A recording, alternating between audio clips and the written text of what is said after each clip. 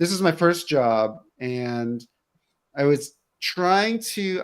It's vague now, but I think I was trying to do something. I was trying to. I was sort of part of a. They called it the platform team, right? We weren't part of the game team. I was at a game dev company, but I was doing more tools that were, for.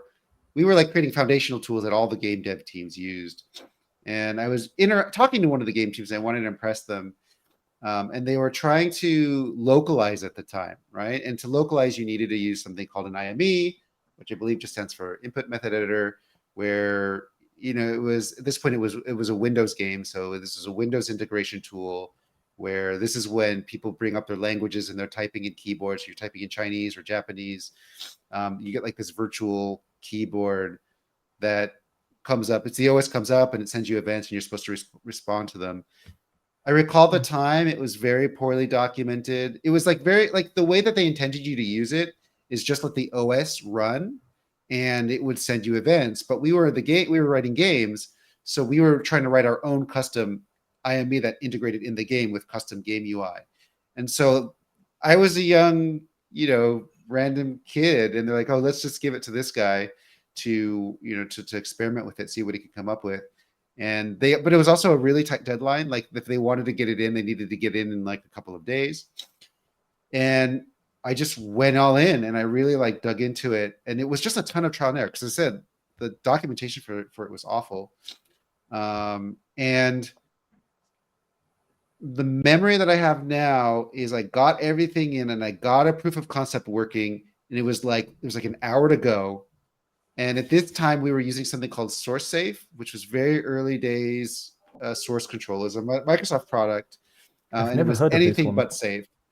Yeah, on purpose. If I've anything read is this. before SourceSafe, Git. I've read about a and not only lot before of old version control system, but this one I've never heard of. SourceSafe. Yeah, I mean it's hopefully dead in the ground, or if there's any new version of it now, it's nothing. It's all new code.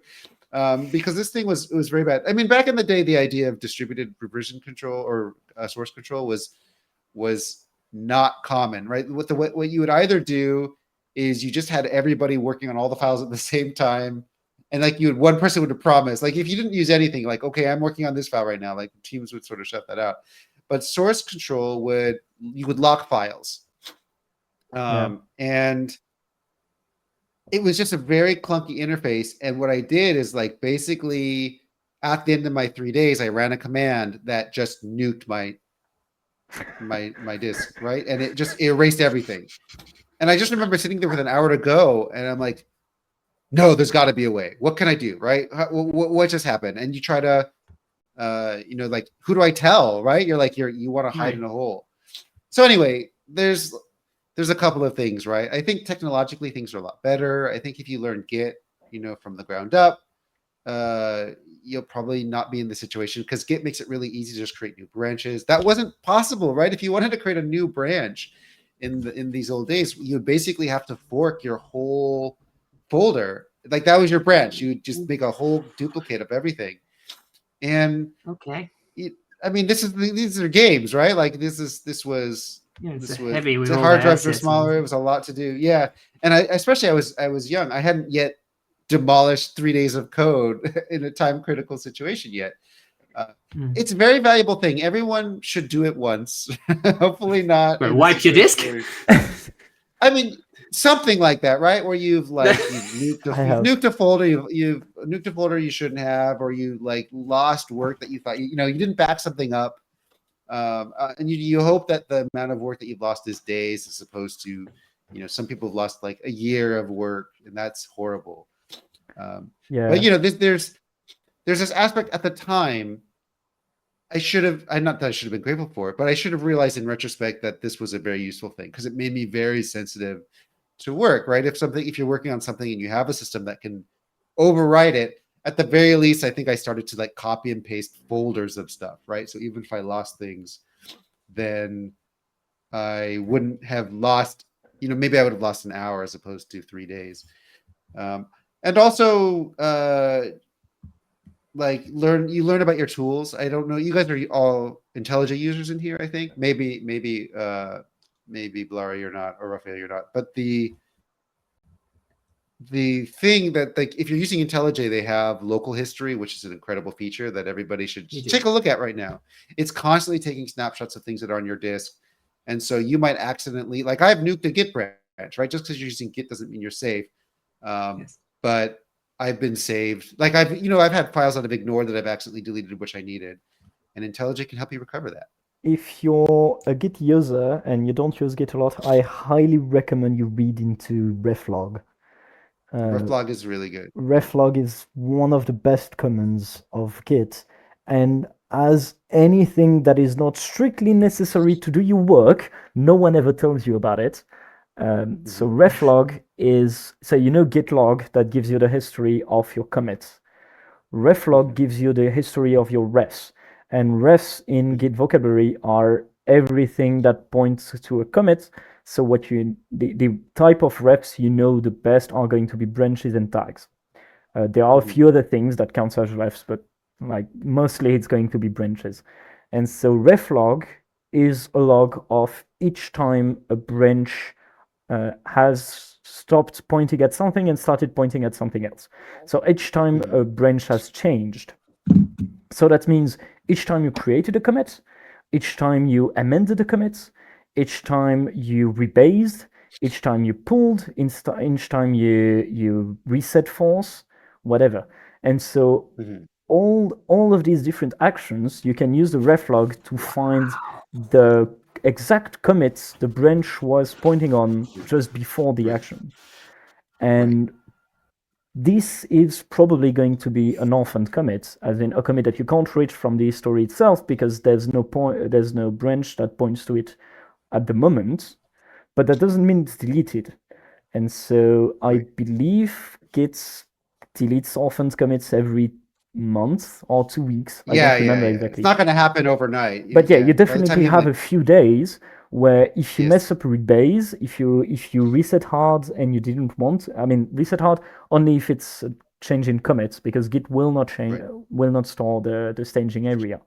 But if you reset hard through multiple commits, or you change a branch, or you delete a branch, especially if you delete a branch, it's very likely, if it's been a few days, that it's still in the reflog, and you can, through the reflog, you can find the exact commit the branch was pointing on, and just create a new branch from that commit, and you're back.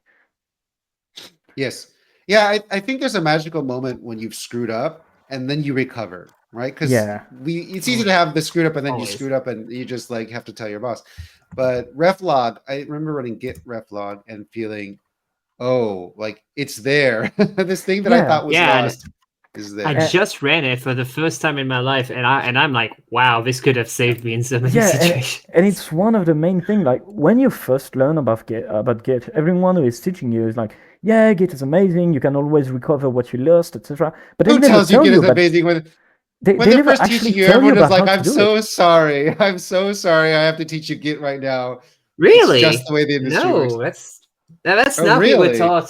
No, really no. We were taught that basically Git has so many fail-safes that even if we think we have screwed up something up like irreparably, there is always a solution. And when we were taught Git in like first year, I mean, Ivan was taught Git before I was in before it was basically engineering school. But in the first year of engineering school, you're taught basically the basic commands, and you're taught, even if with the commands we taught you can't recover your work, even then we can probably salvage it. So call us. It's okay. It works. But they don't actually tell you how to do it.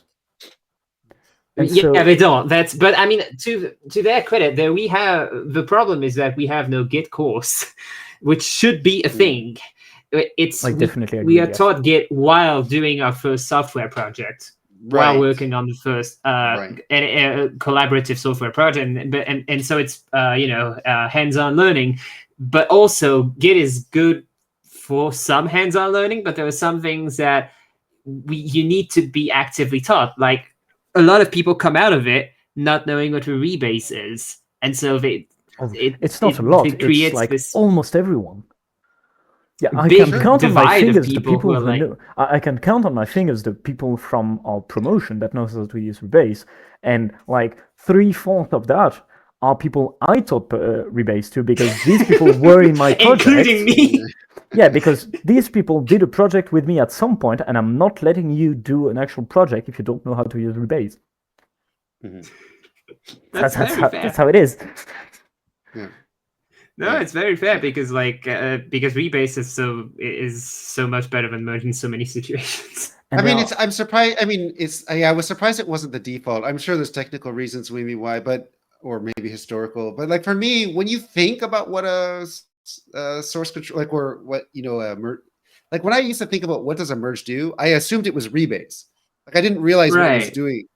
Yeah, and so rebase is more natural, but yeah, you have to kind of learn that. So the reason it's not by default, from what I can gather, again, I'm not part of the team, so, but from what I can gather, the reason rebase isn't the default is because it's potentially destructive, and you don't want to have by default something that can fuck up your environment. And merge is in many ways. Yes, you could abort it and you could recover. Yeah. It is still more work than a merge, where if you do a merge, it's really safe because it can only create new stuff. It cannot impact what is already in the repository. So the worst, besides the worst merge you can do, like the worst way you fuck up a merge, it's still only new stuff, and you can just remove it and go back. And also, like, even if the rebase hasn't destroyed anything, there's a very good chance that it will rehash everything. And people are so used to using the commit hashes to refer to them. And after a rebase, all of them are different now.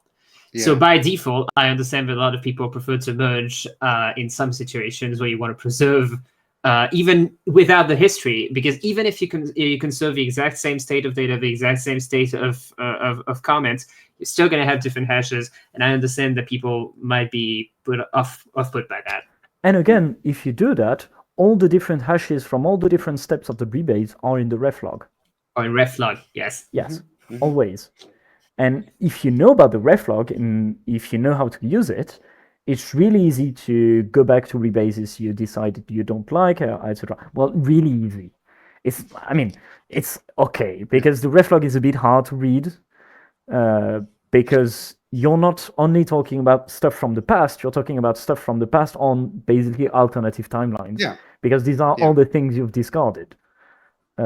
So it takes a bit of time to understand how to read it, but once you got it, you can basically cancel, like you can restore or go back to anything you've ever done in your repository, as long as it's not been like more than a few days or weeks. I don't remember the exact I think time. it's a month, like you said, or by default. I think it's I don't remember. There's a lot of people who would probably like, I should learn it, and they look at it as scary. But failure forces you to learn it. So like, that's another good thing about failure, is it really changes the pressure in some cases. So hopefully people can at least knowing it exists can help alleviate some fears here. But definitely, like, learning tools, right? Learning tools when you deal with failure is a way to feel more confident about it. There's a very old issue to have the ref log in the IntelliJ UI, and I really want them to finally do it. But well, it's really old issue now.